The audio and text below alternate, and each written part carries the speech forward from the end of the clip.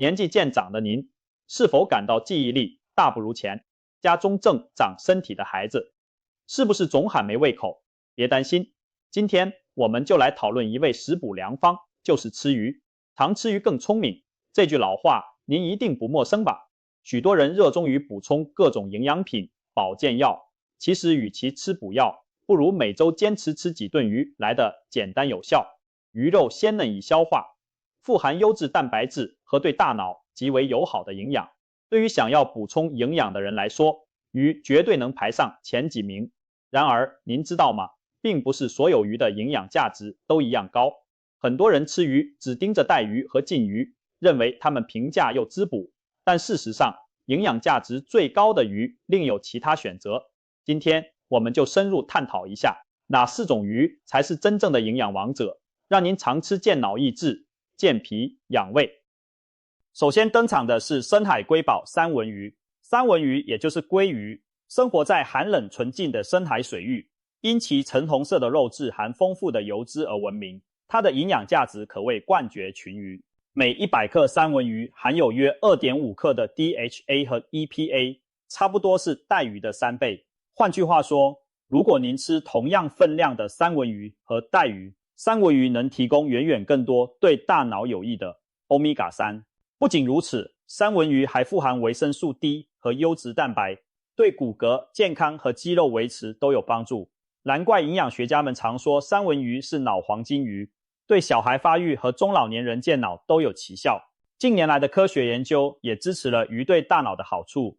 例如，有研究发现，每周至少吃1次鱼的人，大脑中掌管记忆和学习的灰质更多，认知能力更出色。科学家推测，这与鱼肉中的 Omega-3 脂肪酸有关。长期摄入 Omega-3 可以维持大脑结构健康，延缓衰老进程。除了 Omega-3， 三文鱼橙红的色泽还来自一种叫做虾青素的天然抗氧化剂。虾青素能够保护细胞免受氧化损伤，有助于提升免疫力，对视力和皮肤也有益处。换句话说，吃三文鱼不仅补脑，也在默默抗氧防老呢。更有意思的是，我们的中医药典早在明朝就记载了鲑鱼的滋补功效。本草纲目中记载鲑鱼有补虚劳、健脾胃的功效。这意思是说，常吃鲑鱼可以补益虚弱劳损，强健脾胃功能。用现代话讲，三文鱼适合于体质虚弱、消化不良的人食用，能增强食欲，改善营养不良。同时，中医认为三文鱼性温味甘，归脾胃经，特别适合手脚冰凉、畏寒怕冷以及记忆力减退的中老年人食用。在寒冷的季节，吃上一份香煎三文鱼，不仅暖胃，还仿佛给大脑加满了油。值得注意的是，三文鱼虽好，也有一些饮食上的讲究。三文鱼富含嘌呤，痛风急性发作时最好暂时避开。如果正在服用抗凝血药物，也建议先咨询医生，后再享用美味的三文鱼餐。介绍完了海洋来的三文鱼，接下来这位可以说是四季皆宜的淡水鲜鱼——鲈鱼。中国人吃鲈鱼的历史非常悠久，早在古诗词中就有西风起，鲈鱼肥的说法，可见秋天的鲈鱼肥美鲜嫩，令人向往。还有一则关于鲈鱼的古代轶事广为流传。相传晋朝名士张翰在异乡见秋风起，便想起家乡江中的鲈鱼块，当即辞官归里，只为再尝家乡鲈鱼的美味。后人据此引申出纯鲈之思的典故，用来形容对家乡美食的思念。古人尚且如此垂涎鲈鱼，可见它的美味和吸引力非同一般。鲈鱼又称花鲈，是淡水水域中常见的鱼类。别看它平平无奇，其营养价值一点也不低。每100克鲈鱼肉就含有 18.6 克蛋白质，属于高蛋白低脂肪的代表。此外，鲈鱼还提供多种维生素和矿物质，尤其是维生素 B12 含量丰富，有助于红细胞生成和维护神经健康。维生素 B2、B3 则参与能量代谢，让人精力更充沛。民间常用鲈鱼煲汤滋补身体，据说产妇喝鲈鱼汤有助恢复元气，提高奶水质量，可见其营养价值确实不凡。中医食疗典籍《食疗本草》也提到，鲈鱼有益脾胃、补肝肾的作用，意思是吃鲈鱼有益于强健脾胃、滋补肝肾。脾胃好了，消化吸收自然改善，食欲也会提高，肝肾得到滋养，筋力和抵抗力也会相应增强。鲈鱼肉质细腻鲜美，尤其适合清蒸，最大程度保留营养和原汁原味。蒸熟的鲈鱼淋上一勺滚烫的葱油，鲜香四溢，让人食指大动。不仅如此，鲈鱼腹中的鱼白，金巢还是一块宝贝，富含天然胶原蛋白。民间有说法，女性常吃鲈鱼或鱼白可以滋润肌肤，让气色更好。这样一来，一条鲈鱼不仅满足了全家老少的营养需求，连爱美女士也能从中受益。当然，吃鲈鱼也有一些小细节要注意。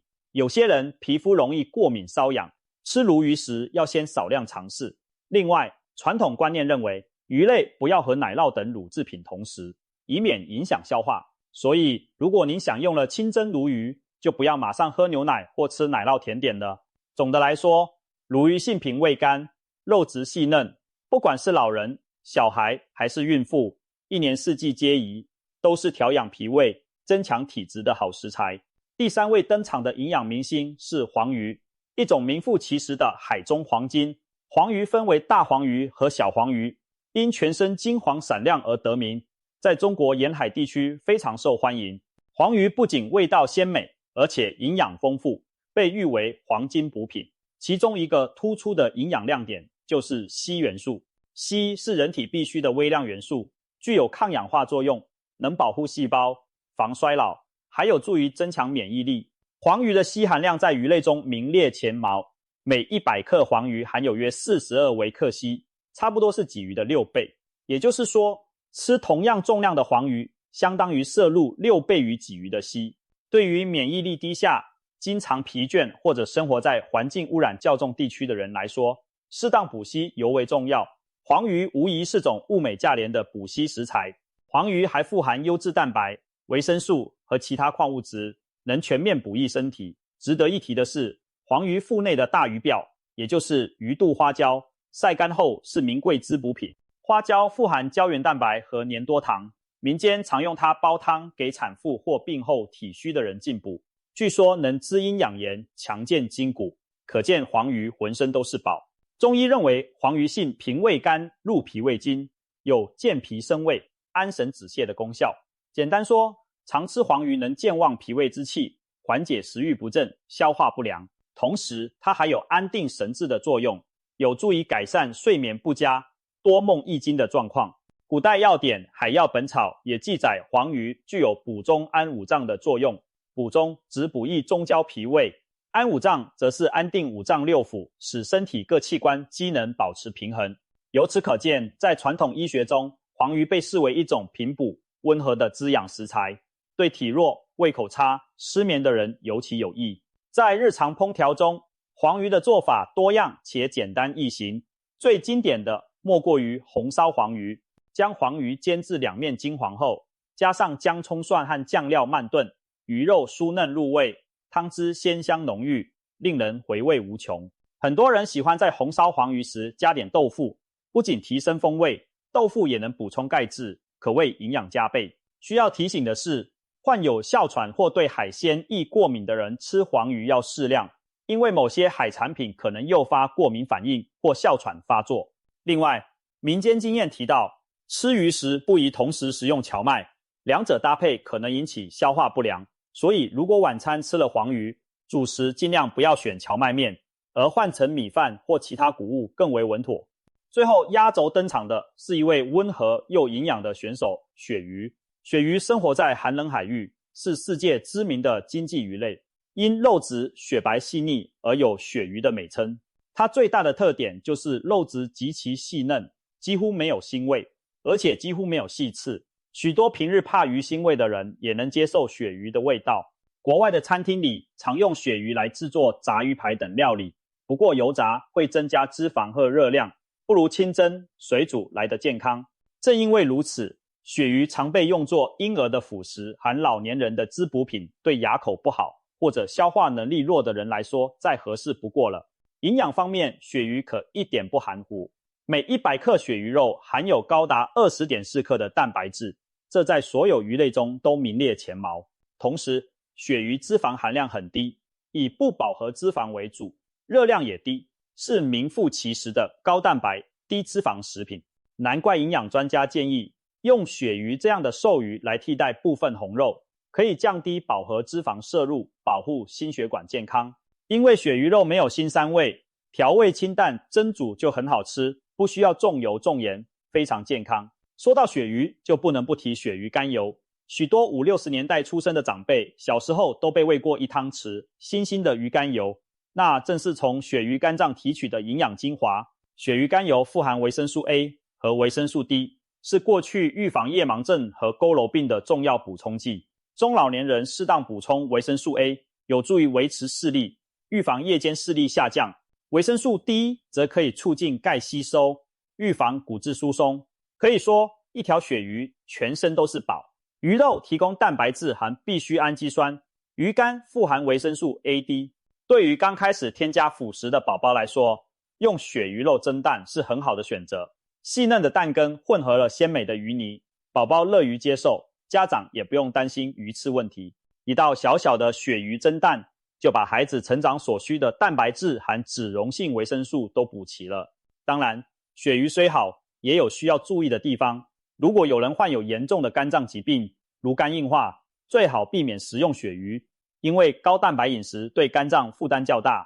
还有，不要将鳕鱼和加工肉类如香肠、火腿一起大量食用，这样的搭配可能会产生对健康不利的物质。只要我们合理搭配饮食，鳕鱼绝对是安全又营养的美食。介绍完这4种营养十足的鱼类，相信大家已经明白，原来最有营养的鱼并不是平时我们常选的带鱼、鲫鱼，它们虽然也各有优点，但相比之下，三文鱼、鲈鱼、黄鱼和鳕鱼在健脑益智、健脾养胃方面更胜一筹。可能有人会问，带鱼和鲫鱼其实也富含营养，为什么没有入选营养4强呢？带鱼作为常见海鱼，确实含有 Omega-3 脂肪酸和丰富脂溶性维生素，但与三文鱼相比仍有差距。每100克带鱼的 DHA 含量约在200到500毫克之间，不及三文鱼的一半。此外，带鱼通常需要油煎或红烧，过程中会额外摄入不少油脂，不利于控制热量。至于鲫鱼，它蛋白质丰富，味道鲜美，用来炖汤养胃不错。不过每100克鲫鱼所含的硒等微量元素较低，而且鲫鱼个头小，鱼刺多，孩子和老人食用时不太方便。相较之下，我们推荐的4种鱼在关键营养上更突出，同时烹调方式多样，适合各类人群。特别是对于中年以后的人群，随着基础代谢率每年下降 1% 到 2%， 更需要优质蛋白和关键营养来维持健康。选对蛋白质来源非常重要。上述4种鱼正好符合药食同源的健康理念，同时满足现代营养学的需求，既提供了优质易吸收的蛋白质，又带来了 Omega-3 脂肪酸、硒元素、维生素等大脑和身体所需的关键养分。营养学界建议每周至少吃2次鱼，特别是深海鱼，每次摄入约100到150克，这样才能保证获取充足的 Omega-3 脂肪酸，对大脑和心脏起到保健作用。此外，与其他肉类相比，鱼肉还有独特的优势。猪、牛、羊等红肉含有较多饱和脂肪和胆固醇，摄入过多会增加心血管负担，而鱼肉中的脂肪以不饱和脂肪酸为主，对心脏更有益。白肉如鸡肉虽然脂肪少，但微量营养略逊于海鱼。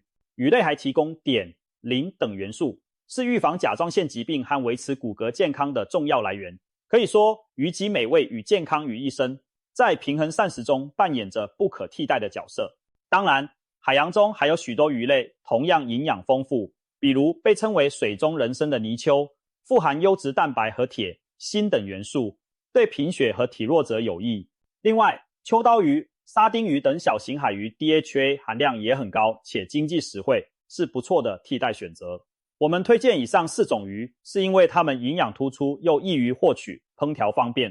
但总的来说，饮食应该多样化，大家不妨根据季节和地区特产轮换食用不同的鱼类，这样既能均衡摄取各种营养，也能满足口腹之欲，何乐而不为呢？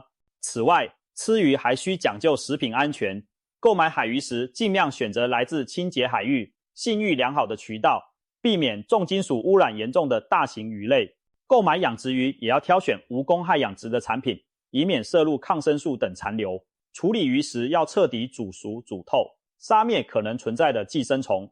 如果生吃海鲜，则应确保新鲜和干净。还有研究表明，经常吃鱼的人群总体寿命更长。比如哈佛大学的一项研究发现，每周吃鱼2到3次的人，整体死亡风险比极少吃鱼的人降低了约 15%。这证实了常吃鱼长寿并不只是民间一句口头禅，而是有科学依据的。由此可见，坚持每周吃鱼对于维持健康、预防疾病是多么重要。在我们身边也不乏类似的真实故事，例如我的邻居李伯伯，今年60出头，原本总嫌自己记性差，走2步就喘。去年体检时，医生建议他多吃鱼，于是李伯伯下决心每周至少吃2次鱼，周3炖鲈鱼汤，周末煎三文鱼排，风雨无阻地坚持了大半年。结果他的体重悄悄下降了几公斤，血压也稳定了许多，而且感觉脑子比以前灵活了，连打牌都更容易赢了。李伯伯开玩笑说，现在出门买菜再也不怕忘记带钱包了。另一位朋友则分享了他孩子的改变，他8岁的儿子以前挑食，很少吃鱼肉，导致体质较弱，注意力不集中。后来在我的建议下，他开始每周给孩子烹制2道鱼料理，比如红烧黄鱼配饭或鳕鱼豆腐汤。起初孩子有点抗拒，但慢慢被鱼的鲜美征服，如今主动要求妈妈做鱼吃。几个月下来，孩子胃口改善了不少，身高体重明显增加。更难得的是，上课注意力集中了，成绩也提高了。这位妈妈逢人便说是鱼肉帮助孩子变得更健康、更聪明。中医讲究脾胃为后天之本，脾胃功能强健，则气血生化充足，免疫力提高，鱼肉性质平和而滋补，特别适合调养脾胃。很多养生食疗中都少不了鱼的参与，比如生病后喝些鲫鱼汤、鲈鱼粥，就有助于恢复元气。可见经常吃鱼能在不知不觉中调理好脾胃，使我们少生病，精气足。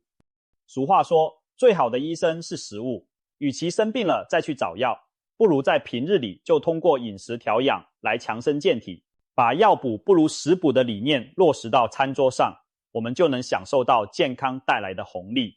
让这些聪明鱼成为您家餐桌上的常客吧，他们既满足口腹之欲，又默默守护全家人的健康。从今天开始，不妨就试试给家人做一道三文鱼料理或者清蒸鲈鱼，一起品味美味的同时，收获满满的营养和活力。